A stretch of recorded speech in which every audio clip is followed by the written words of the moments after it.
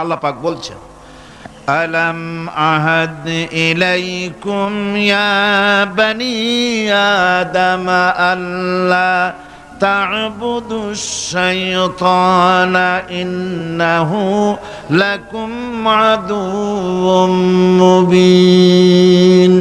বনি আদম, আমি কি তোমাদেরকে তাগিদ করিনি যে তোমরা শয়তানের ইবাদত করো না? নিঃসন্দেহে শয়তান হচ্ছে তোমাদের জন্য প্রকাশ্য দুশমন।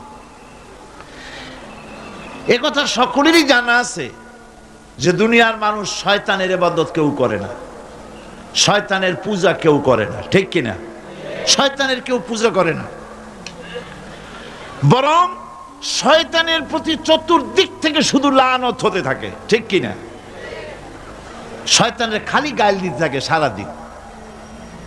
এমন কি পাপ করে নিজে দোষ দেয় শয়তানের, ঠিক কিনা?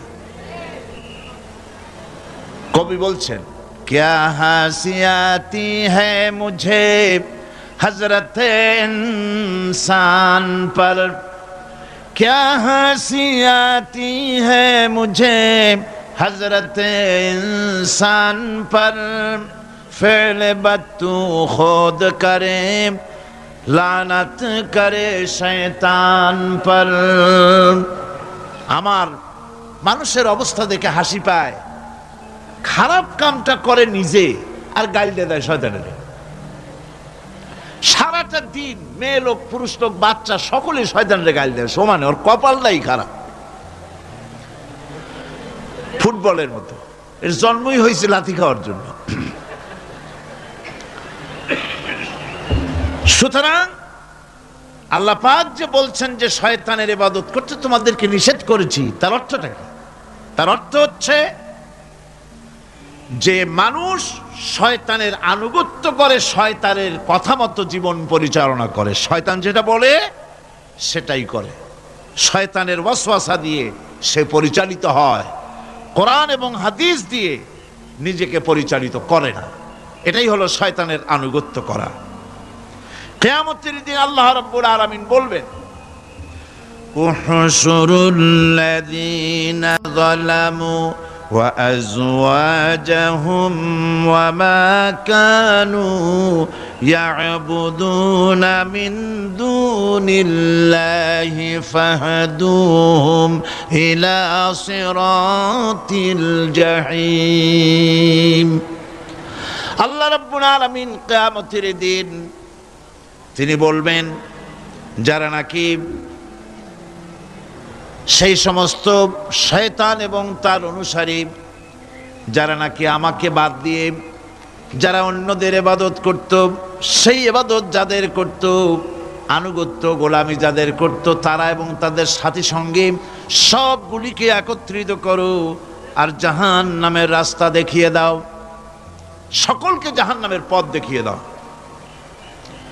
এই আয়াতে কারিমা দিয়ে প্রমাণ করা হচ্ছে, বোঝানো হচ্ছে আনুগত্য হতে হবে কেবলমাত্র আল্লাহ পাকের।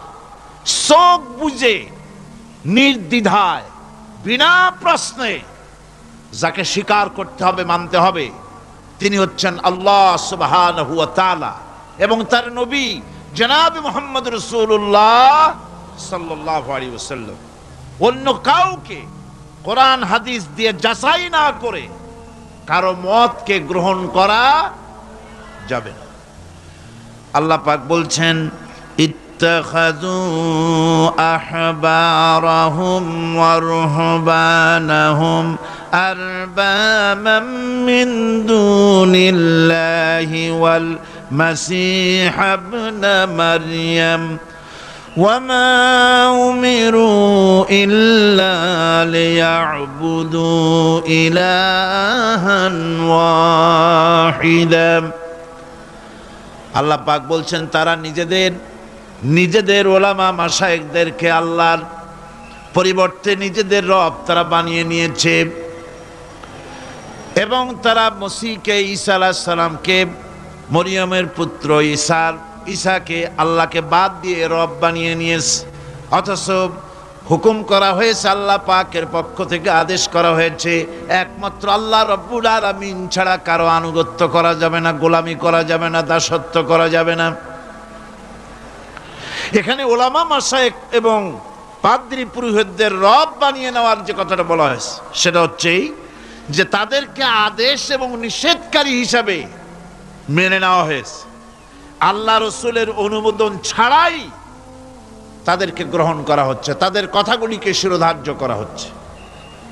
আলেম ওলামা পীর দরবেশ যিনি হন না কেন, তিনি যে কথাটা বলবেন ওই কথার সমর্থনে কোরআন হাদিস আছে কিনা তা না জেনে গ্রহণ করা যাবে না। কথা আসতে বললেন কেন? গ্রহণ করা, এটার নাম ঈমান। এটার নাম কি? ঈমান। পীর সাহেব যদি বলেন পাগড়ি বাঁধতে হবে 15 হাত, হ্যাঁ 15 হাত কেন, 21 হাতও বাঁধবো, দেখতে হবে রাসূল করিম সাল্লাল্লাহু আলাইহি ওয়াসাল্লাম ওরকম বেঁধেছেন কিনা। এটার নামই হচ্ছে ঈমান। এটার নাম কি? ঈমান। পীর সাহেব শিখাই দিলেন এরকম জিকির করো, সকালে এরকম, বিকেলে এরকম, হ্যাঁ করব, জিকির করব না কেন? আল্লাহই তো জিকির করতে বলছেন, জিকির করব। তবে দেখতে হবে পীর সাহেব যেভাবে জিকির বলেছেন ওইভাবে আল্লাহ রসুল জীবনেও জিকির করেছেন কিনা, সাহাবায়ে কেরাম এভাবে করেছেন কিনা। যদি করে থাকেন অবশ্যই পীর সাহেবের কথা মেনে ওরকম জিকির করব। কথা বুঝতে পেরেছেন? একজন মাওলানা সাহেব ফতোয়া দিলেন, অথবা একটা কথা বললেন, এই কথাটা কোরআনের সাথে মিল আছে কিনা, হাদিসের সাথে মিল আছে কিনা তাই দেখতে হবে সর্বাগ্রে। কোন মুরব্বী কি বলেছেন, কোন হুজুর কি বলেছেন, কোন কিতাবের মধ্যে কি লেখা আছে ওইটা জানার কোনো দরকার আমার নাই। আমার জানার দরকার কোরআন শরীফ আছে কিনা, হাদিস শরীফ আছে কিনা।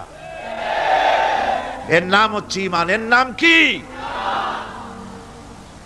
এটাই হচ্ছে আনুগত্য আল্লাহ পাকের দরবারে।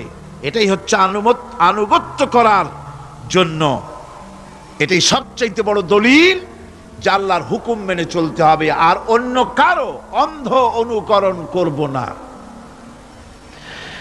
ইবাদত পূজা অর্থে বলা হয়েছে কাউকে ক্ষমতাশীল মনে করে নিজের প্রয়োজনের জন্য তার কাছে দোয়া করা, দুঃখ কষ্টে তার কাছে সাহায্য চাওয়া, ক্ষয়ক্ষতি এবং বিপদ আপদ থেকে বাঁচার জন্য কারো কাছে আশ্রয় চাওয়া। কোরআন মজিদের দৃষ্টিতে এগুলি সব হচ্ছে পূজার পর্যায়ভুক্ত, এগুলি করা যাবে না। সবটাই বলতে হবে আল্লাহ রাব্বুল আলামিনের কাছে। কার কাছে বলতে হবে? কোরআন বলছে, আল্লাহ পাক কোরআনে কারীমের মধ্যে বলছেন, কুল ইন্নী নুহিতু আন আ'বুদাল্লাযীনা তাদউনা মিন দুনিল্লাহি লাম্মা জাআনিয়াল বায়্যিনাতু মির রাব্বি ওয়া উমিরতু আন উসলিমা লিরাব্বিল আলামিন। আল্লাহ পাক বলেন, বলো আমার রবের পক্ষ থেকে স্পষ্ট নির্দেশ লাভ করার পর, হুকুম লাভ করার পর আল্লাহকে ত্যাগ করে তোমরা যাদের পূজা করছো তাদের পূজা আমি করি না। আল্লাহ নবীকে বলছেন এরকম আপনি বলেন, বরং আমাকে হুকুম করা হয়েছে আল্লাহ রাব্বুল আলামিনের সামনে মাথা নত করে দেওয়ার। তাই আমি আল্লাহ পাকের দরবারে আমার বিনয়ের, আমার আনুগত্যের মস্তক তার সামনে নত করে দিয়েছি। দুনিয়ায় মানুষেরা আল্লাহ রাব্বুল আলামিনকে বাদ দিয়ে যাদের কাছে সাহায্য চায়, যাদের কাছে গিয়ে সাহায্য প্রার্থনা করে, ছেলে হয় নাই ছেলে চায়, মেয়ে হয় নাই মেয়ে চায়, ব্যবসায় উন্নতি হয় না বলে ব্যবসার জন্য তাদের কাছে চায়। কোরআনে কারীম বলছে ওদের কাছে যে চাওয়া হচ্ছে তারা ওদের চাওয়াও সম্পর্কে জানে না। কিয়ামতের দিন এইগুলি সব ওদের বিরুদ্ধে আল্লাহর দরবারে মামলা দায়ের করবে। এরা বলবে যে আল্লাহ পাক আমি এদেরকে এরকম বলি নাই আমার পূজা করার জন্য, এরা আমার পূজা করেছে। আজ আমাদের অবস্থাই হয়েছে, সন্তান না হলে চলে যায় সিলেটে শাহজালাল রহমতুল্লাহ আলাইহির মাজারে, সেখানে গিয়ে গজাল মাছের কাছে গিয়ে সন্তান চায়। চট্টগ্রামে বাজেবস্তান যেখানে কচ্ছপ আছে, এই কচ্ছপের কাছে গিয়ে এখানে সন্তান কামনা করে। কি আজীব তামাশা! আহা, এর নাম মুসলমান, এর নাম মুসলমান। কয়েক বছর আগে আমার নিজের চোখে দেখেছি, অনেক বছর আগে একবার দেখতে গিয়েছিলাম, অবস্থাটা কি। সেখানে দেখলাম গাছের সাথে দড়ি দিয়া সুতা দিয়া পাথর ইট বাঁধে রাখছে। এগুলো কি শুনলাম, এগুলি যাদের বাচ্চা হয় না তারা এগুলি গাছের সাথে বেঁধে রেখে আসছে। ওই ইটে যেরকম ভার, ওই রকম সন্তানের ভার পেটের মধ্যে হইয়া আস্তে আস্তে সন্তান হবে। কি ফিলসফি! আজীব তামাশা। এরপর আমার নিজের চোখে দেখেছি বিরাট বিরাট কচ্ছপ, এই কচ্ছপগুলির পায়ে হাত দিয়ে চুমা খাইতেছে মুসলমান। নাউযুবিল্লাহি মিন যালিক। মাজারে, মাজারগুলিতে গিয়ে লোকেরা নিজেদের আশা আকাঙ্ক্ষা পুরা হওয়ার জন্য দোয়া চাইতেছে কবরওয়ালার কাছে। আবার এক শ্রেণীর নামধারী আলেম তারা বলেন ওনারা জীবিত থাকাকালীন যত শক্তি ছিল, মরিয়া শক্তি আরো বেড়ে গেছে। সুতরাং এখানে চাদর দাও, আগরবাতি দাও, মোমবাতি দাও, ওখানে গিয়ে কান্দো। এদের আকীদা, নিজেদের নাম রাখে আহলে সুন্নাতুল জামাত। এই যদি হয় আহলে সুন্নাত, তাহলে বিদআত হবে কারা?